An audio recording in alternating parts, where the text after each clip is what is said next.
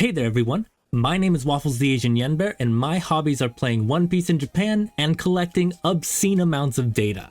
If you haven't seen my previous meta-analysis videos, this is where we're going to break all that data down. I'm going to tell you what the main takeaways are and we're going to briefly look at each of the major leaders. I'll also go over some of the older decks that got buffed in OP-06, and while the ban list was announced recently, for the time being it is currently confirmed to only apply for the eastern side. I will speculate a little bit about how the meta will change if the western side of the game adds the bans as well, but for now I am working under the assumption that it will not be applied to the 06 meta. So with all that being said, let's get started.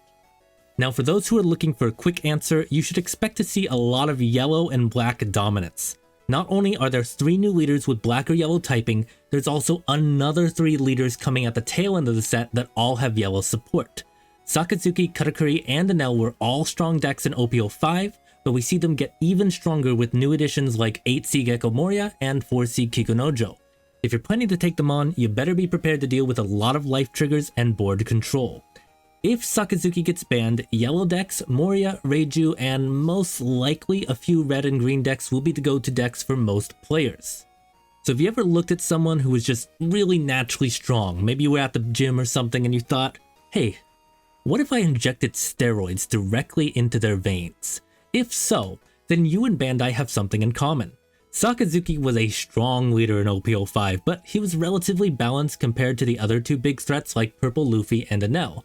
In fact, he was even behind Purple Luffy in the East since Luffy saw a plethora of wins early on. But that is absolutely no longer the case. Sakazuki blows every other leader out of the water when we compare the amount of wins he got against them. It is not even close. Now, this is counting standard battles, cups like Machida Cup, things like that, flagships, 3-on-3s, championship tournaments, and Bandai's Card Fest. However, some tournaments are more difficult than others, so I tend to use a weighted system to calculate them. Getting first place in a standard battle tournament will just get the person 1 point. Cup tournaments are basically just like advanced standard battle tournaments, as they often have like 8 to 10 rounds. So a first place victory gets that leader 2 points. 3-on-3s require a lot of coordination with the team, and flagships offer very expensive prizes, so winning there gets a leader 3 points. Championship tournaments have the best of the best, as winning in that circuit lets a player go to the Asian equivalent of regionals, and then nationals, and then eventually worlds. Speaking from experience with those, it is a very tough tournament. If a player got first place in one of those tournaments, I did award that leader 10 points. And while previously I gave points to high placements in these kind of tournaments, I did not do that for this spreadsheet. If you want to know why, leave a comment and I'll answer it, but the explanation is kind of technical and boring, so I'm not going to include that in the video. But if I pull up that ranking again, you can see Sakazuki earned 136 points with the runner-up only earning 89. OP-06 meta warps itself completely around Sakazuki, and if we look at the buffs he got with the set, it is not hard to see why. While he already had a searcher in brand new, he gets another searcher in blue Tashigi. And don't forget that this is also the leader that can just cycle cards from his hand every turn. If a Sakazuki player needs to draw a card with the Navy tag, they're gonna draw it. And Sakazuki was also gifted an event form of Rob Lucci in Amano Murakumo, but the deck already has so many options that most players only run 2 copies, actually exactly 50% of people if you're curious. And I would be remiss if I didn't mention 8C Gecko Moria, which enables countless combos since, as I'm sure you've all heard if you've spent any time at all in like a One Piece card game chat or the Reddit or Discord or anything like that over the past 3 months, it is not leader or color locked. This improves Sakazuki's endgame so much. Previously, Sakazuki players had to rely on 7C Borsalino for the big hits, but now they can drop down an 8C Gecko Moria, bring back Blocker Rebecca and a 2-cost, and you might say, wow, that's pretty, and I'm not done yet. When Rebecca gets played from Moria's effect, Rebecca's effect activates, which allows the player to then grab Hina or Virgo from the trash, play Hina if they grabbed her, which then activates Hina's effect, which, by the way, Virgo is just a Navy 2k counter that can be recycled with Rebecca's effect. If you're already running Tashigi, that's fine, but some players ended up going to Virgo just because he became popular in Perona. It's not really a huge deal either way. If that's not enough to see why Sakazuki dominated the 06 meta, I could also mention some things like Charlotte Pudding, which is a tech card that forces your opponent to shuffle their hand into their deck, or Aramaki, which gives you a free Hound Blaze and still doesn't end up on most deck lists. Sakazuki has the golden package of ingredients in OP-06, consistency, options, and the ability to recycle what they need to do it all over again, and so it's really not too hard to see why Bandai decided to ban him. However, Sakazuki still does continue to have two major weaknesses. He can't control your life, and he can't stop your leader from swinging at him except with blockers, and that is why yellow tends to stay pretty strong in this meta. So if Sakazuki is that good, I bet Moria is pretty amazing too. Well, yes and no. It's complicated. While Moria is overall worse than Sakazuki, he benefits from two major advantages. First, Moria is more offensive than Sakazuki since he can spam out characters a little bit faster. That means that Moria players can apply more pressure in the early game. Second, Moria has greater control over his own trash, which means that he worries less about his own characters being KO'd, as he can kind of just resurrect them like a true undead master. Unfortunately, that's about where all the strengths over Sakazuki end. Let's just compare, shall we? For consistency, both Sakazuki and Moria typically run the Navy Searchers Brand New and Tashigi for Sakazuki, but only Brand New for Moria. Unfortunately, Moria can only resurrect Thriller Bark pirate characters, which means that the Searchers aren't getting Moria players the main combo pieces. Instead, Moria relies on his leader ability and the other cards to trash cards from the top of his deck, and this kind of makes him a little bit less consistent early in the game, but his control over the trash means he has at least equal consistency to Sakazuki once the pieces make it in there. With board control, this is where Moria's main weakness, comparatively, jumps into the spotlight. Since Moria is mono black, all of his removal KOs characters, except for Brook, but he doesn't see play in the deck since he's a 6-cost character and generally isn't worth it. This means that anything immune to KO effects can't really be easily removed by a Moria player, and if you compare that to Sakazuki, who has access to so many bottom decking effects, this can be easily exploited, especially by Sakazuki players who use Sabo and Borsalino as blockers. With resource management, much like the card's anime counterpart, Moria can burn out a bit quickly, at least compared to his fiery friend. Since Moria's leader skill forces the player to discard a card for cost, long and drawn-out games can be an issue for him. But not so with the Fleet Admiral. Sakazuki's innate ability to cycle cards allows the player to get through their deck quickly, which wouldn't normally make a difference. However, with all the cards that sends other cards from the trash to the bottom of the deck, this means that a Sakazuki player will be able to persist for longer periods of time. And don't get me wrong, Moria is not a bad leader, and the subtle differences in the playstyle can make him worth playing for certain players. However, it does seem that he is worse overall than Sakazuki. If Sakazuki ends up banned, then Moria will definitely step up as the dominant leader, but given his weaknesses, other decks have an easier time challenging him. While Moria and Sakazuki were the two top dogs in the meta, the next three were all yellow. First up, we have Mr. Future Sight himself, Katakuri. Now Katakuri gets 4 major buffs in this set: Kikunojo, Hiyori, You're the One Who Should Disappear, and Reject. So let's talk about You're the One Who Should Disappear first, because wow, this card is absolutely perfect for Katakuri. So the normal effect is just the same as any other 0-cost event: trash a card for plus 3000 power, but the trigger is what makes this card special. If it happens to be the last card in your life pile, you can activate this trigger to discard a card and place a card from the top of your deck on top of your life pile. Basically, it just gives any yellow leader a one-time Enel effect. Now, which leader can take this card and make sure it ends up on the bottom? Katakuri. This card didn't get as much attention as it did later in the Eastern format, but Western players can certainly benefit from incorporating this into their Katakuri decks. Now, another card that comes in this set is easily a yellow staple, Hiyori. She allows you to take the top or bottom card of your life and add it to your hand, then you get to place one card from your hand on top of your life. So let's say you have a card in your hand with a good trigger, such as You're the One Who Should Disappear. You can play Hiyori, add it to the top, then if you're playing Katakuri, attach Dawn, attack, move it to the bottom. Hiyori is also a 2k counter, so it does make her extremely useful. Now, Hiyori is made to complement the set's new Wano engine, as most of the new yellow Wano cards have the same trigger. If your opponent has 3 or less life, then you just play them on trigger. No need to discard. However, Kikunojo stands out as her effect is on KO. If your opponent has 3 life or less, you get to add a card from the top of your deck to your life. For Katakuri, this can lead to games where you get up to 6, 7, I've even had games with 8 life, and really, this is going to help you in the mid game while you're waiting to play your big mons. Now, Reject is strong enough that it did actually end up on the ban list, so it's certainly worth including. Along with 200 million Volt Amaru, Reject is a card that Katakuri mains can use as a surprise win condition. If the opponent has only 1 life left, you can use this card to add the top card of your life to your hand to deal 1 damage to them, leaving them with no life. When you're spamming 10C Big Moms, that should be relatively easy to do. However, Reject actually offers a second benefit. You can instead use this to KO a 5 cost or lower character, which is 1 cost higher than Thunderbolt, and it doesn't require you to trash a card from life to use it. So needless to say, this immediately replaces any Thunderbolts that you might have been running in your Katakuri deck. Now, if this gets banned, I do expect we'll just see some more 200 million Volt Amaru being run, and maybe a few other good staple cards, but generally I think Amaru would be the option people would switch to. And one other thing to mention for Katakuri players that I notice is that more players tend to be choosing to trash a life instead of giving you one when you play 7C Big Mom.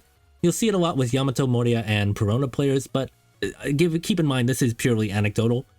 Just be aware of that when you go into these matchups. I was using Katakuri a lot in the kind of more fun tournaments, and I was trying to find like a budget version, but while I was doing that, I did see a good chunk of people actually just trashing life instead.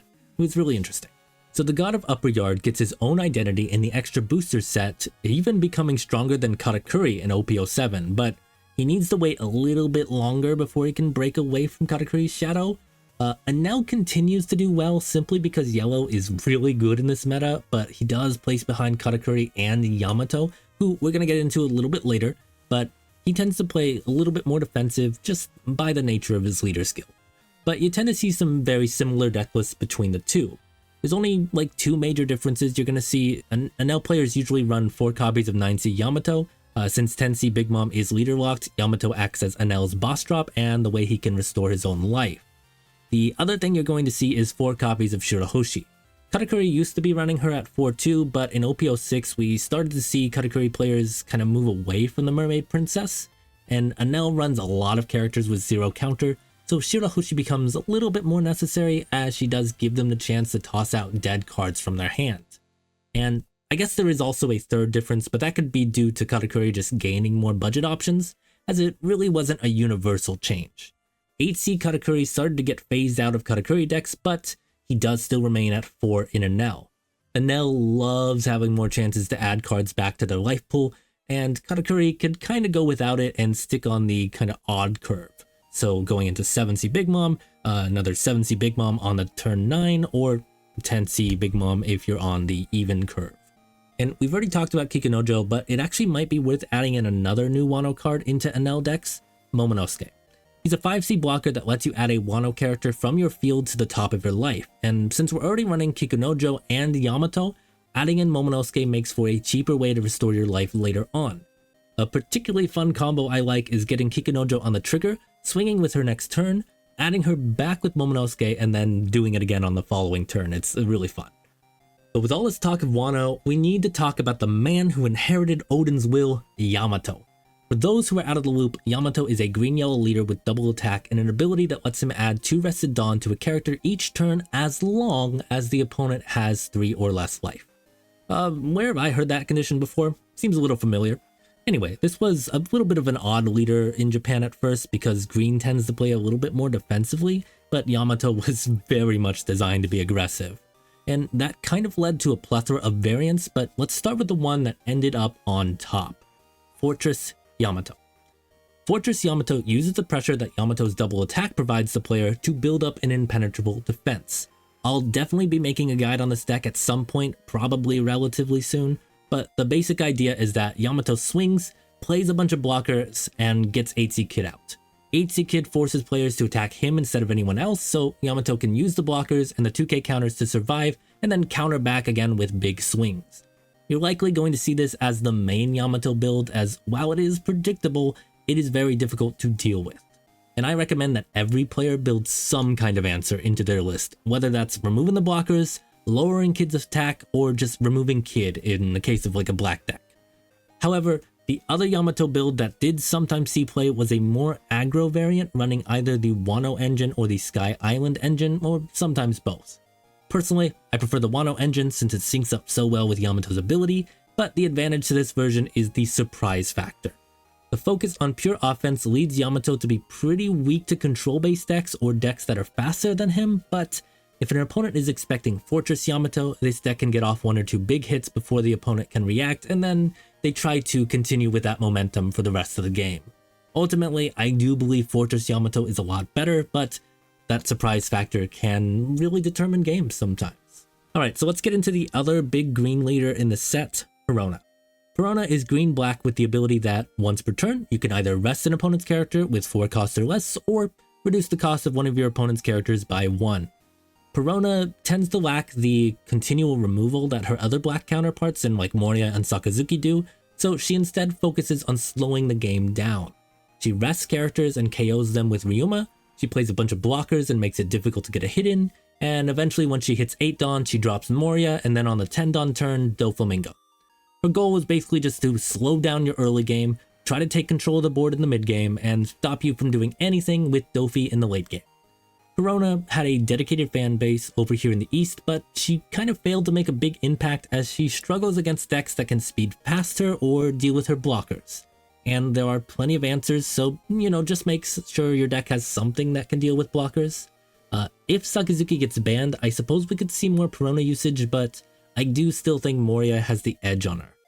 Okay, so I really like Reiju. She is a purple-blue leader that has the effect that once per turn, when you Dawn minus, you get to draw a card. People tried 2 main variants, one with like general Dawn minus skills, and the other was a Germa 66 version. So the general Dawn one, it sucks. It is bad, do not consider it. Just I'm telling you that right now, it is so bad. But the Germa 66 variant is really fun and very good.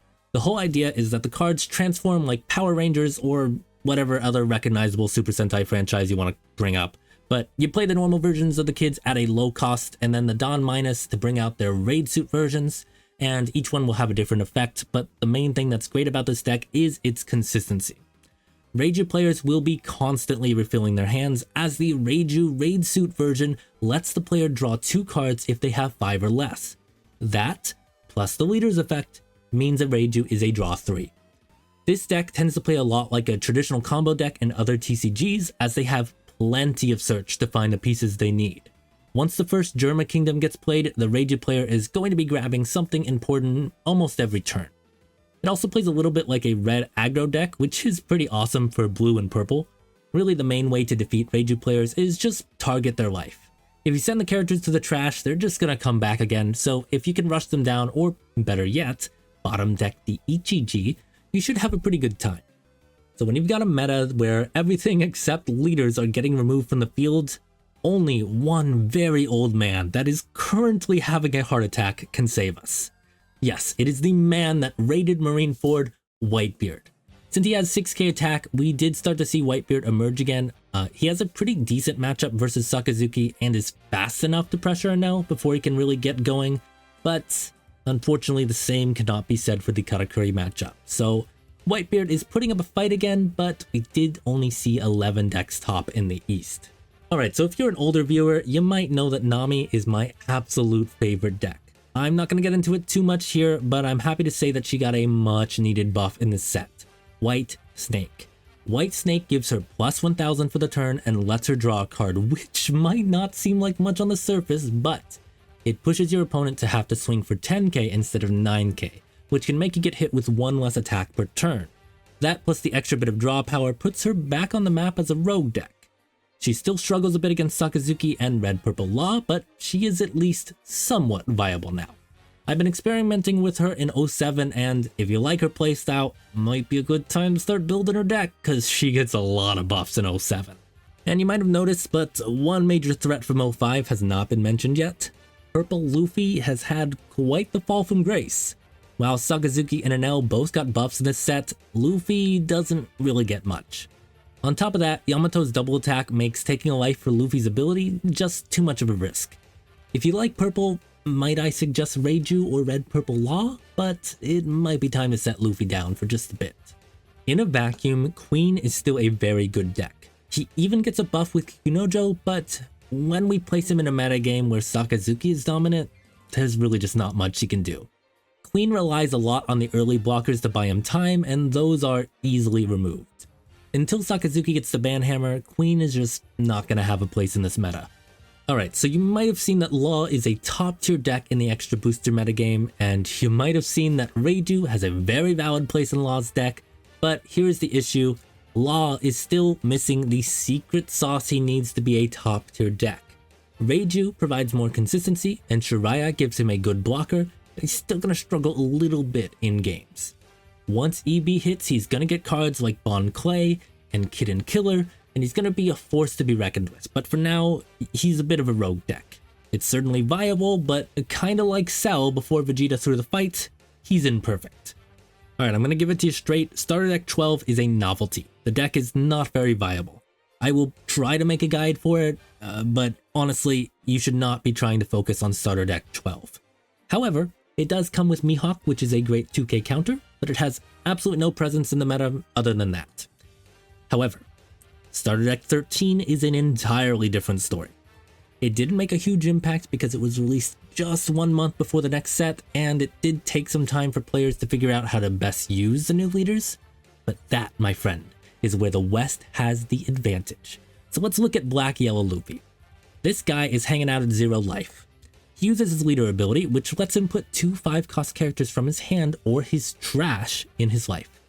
He plays the kid version of Ace twice, uses it to pull out the 2 rush aces that he just put into his life, which also happens to boost the Luffy leader by 2k power each, and suddenly you're getting hit with an 11k leader that still has 9k on your turn.